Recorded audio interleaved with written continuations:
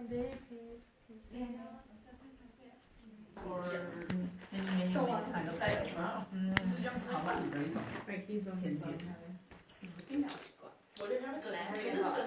And having a diet soon. Fire!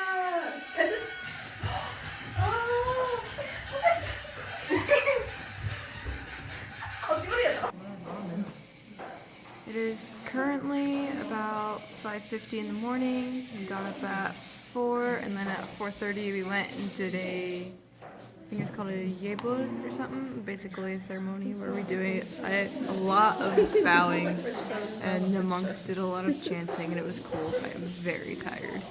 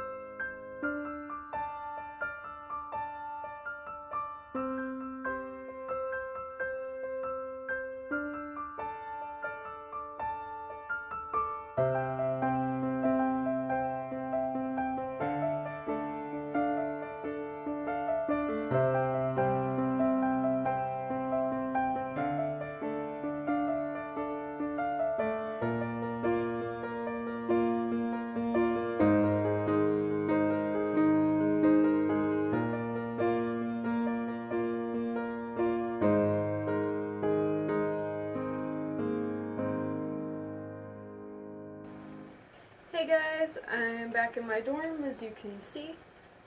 So what you just saw was a temple stay. It was funded by this thing called KOFICE. They want to have foreigners experience Korean culture, so they went ahead and they funded 10 of us. It was supposed to be 10, one person got sick though, so it was really 9 of us. They funded for 9 of us to go and stay at a temple overnight and learn about Korean Buddhism and some of Korean traditional culture.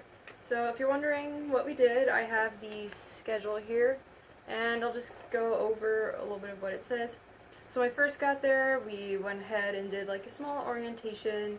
We, well, first we changed our clothes into what you see me wearing when in the video, and they were actually really comfy. Those pants were like super comfy. They kind of remind me of just like sweatpants. They were very warm too.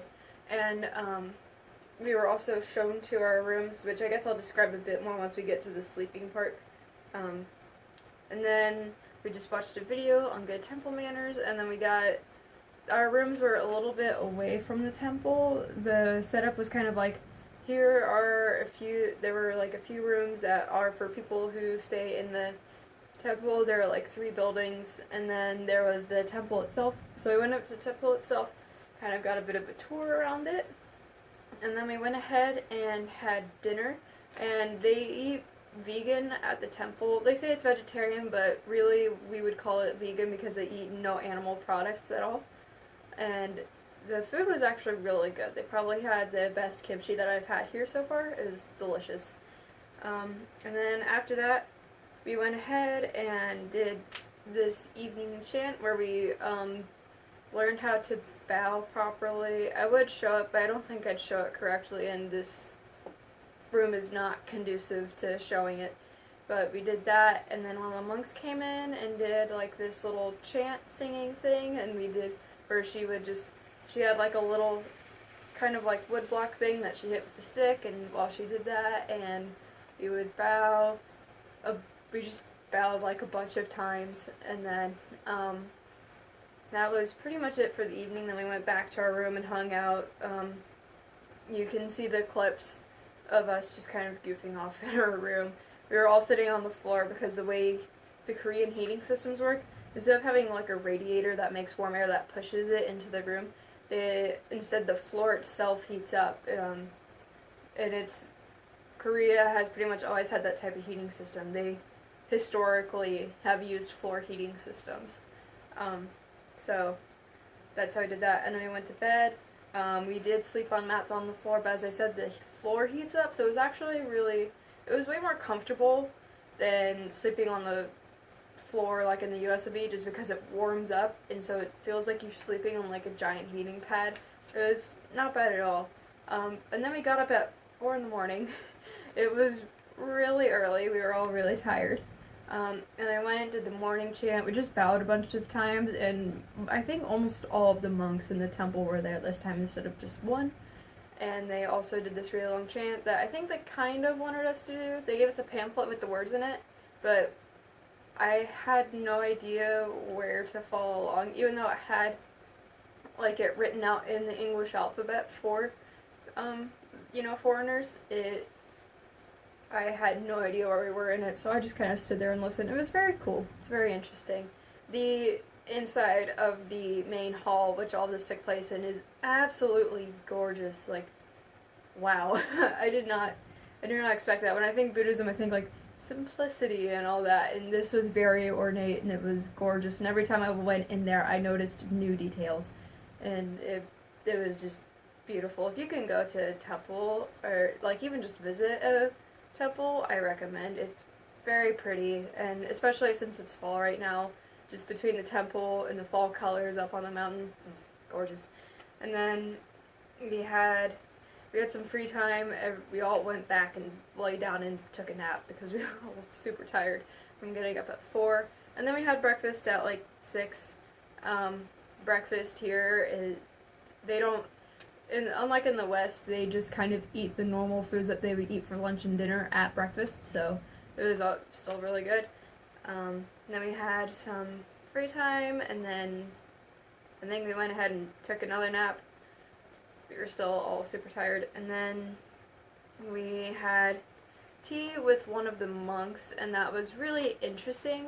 For whatever reason, I had this picture in my head that Buddhist monks wouldn't have many, like, possessions, and I didn't think that they would have like technology or anything, but we went into the monk's room and she had a laptop and a tablet, and she also had a little radio that was playing classical music, and she had just bookshelves full of books. Like it actually looked like a very comfortable living space. She had just a little room with the books and the desk, and then what looked like a closet, and then the one where you can like sit. It's probably good for, I don't know, meditating. It's the one we had tea in. It's probably also the one that she sleeps in. But it was very cool to talk to her. It was very interesting. Found out a lot about Korean Buddhism and some of the things that make it a little bit different from other Buddhism, or like, because Buddhism varies across countries, and so some things that are unique to Korea and also Taiwan are having to be vegetarian. You also can't marry as a monk. Monks in some other countries can marry, but here in Korea they can't. Here in Korea they can actually like do things like just watch TV. It seems, I wouldn't say like a fairly normal life, but it still actually seems pretty comfortable. For whatever reason, I had this image built up in my head that they just wouldn't use technology and wouldn't have all that much stuff, but, and I did find out that they do this thing where for 3 months they won't have any free time. All of what would normally be free time is spent meditating, but then they do that twice every year, just having those 3 months. So basically, cumulatively, 6 months they have meditation time, and then 6 months they have free time, which I thought was pretty interesting.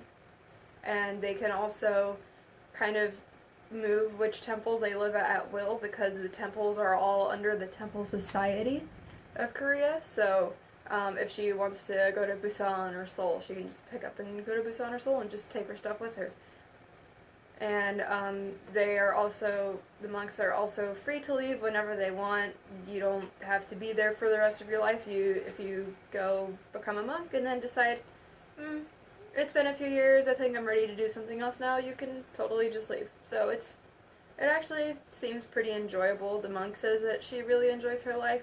She likes it, how it's a bit more slow-paced than in than a normal Korean society. So yeah, it was really interesting. And then, what did we do? Oh, we did cultural experience. We made these things. They're lotus plants. It's just paper glued to a Dixie cup. But I think you can maybe see it in the footage, but there are tons of these hanging from the rafters of the ceiling in the main hall, where they do a lot of the rituals and stuff. So, I guess that ceremonies, I'm not sure what word to call it. But yeah, so that was fun, and then after that we just cleaned up, and then we left, and that was pretty much it. Trying to think if there's anything else to say, but that's all I've got for now, I think. If anyone from KOFICE sees this, thank you for funding this. This was a really fun experience. I learned a lot. Buddhism is a very interesting language, and in the US, it's not that common, and we don't really have that many temples like this. So this was a very unique experience. Alrighty, thank you for watching. Bye.